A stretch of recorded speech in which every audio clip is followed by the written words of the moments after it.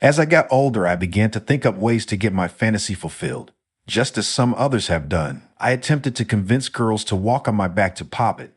I got quite a number of girls to do this to the point where it became almost boring. This was because what I really wanted was for them to walk all over me without worrying about what part of me they were stepping on.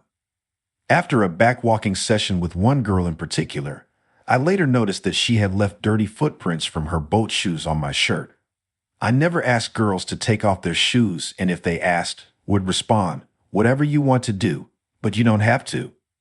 The thought of having a girl's dirty shoe prints all over me really turned me on. So for a while I tried to wear white shirts whenever I thought I'd have a chance of getting walked on. One day I asked the same girl who had left footprints on me before to walk on my back.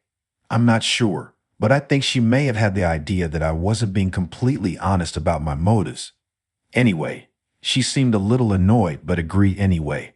She proceeded to walk on me a little bit more carelessly than before. I asked her to step up closer to my neck, and she placed the arch of her foot right on the back of my neck. I was laying with my head to one side, and the bug's eye view was great. She shifted her weight a few times, placing her heel on my neck and holding the arch and ball of her foot right over the side of my face. She was very slim and couldn't have weighed more than 105 pounds. Then some customers came in. We were in the back room of a fast food place. She said, "I've got to get back to work," and with that, stepped down on my face and walked over it with all her weight to go out to the front. I had never been more turned on in my life before that.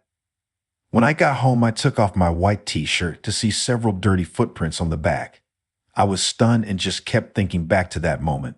Although she did this, I took it as a sign that she didn't want to walk on me anymore, and I was afraid to ask her again. I know what you're thinking, but she was a friend, and I was way too scared to admit my fetish to anyone at that age.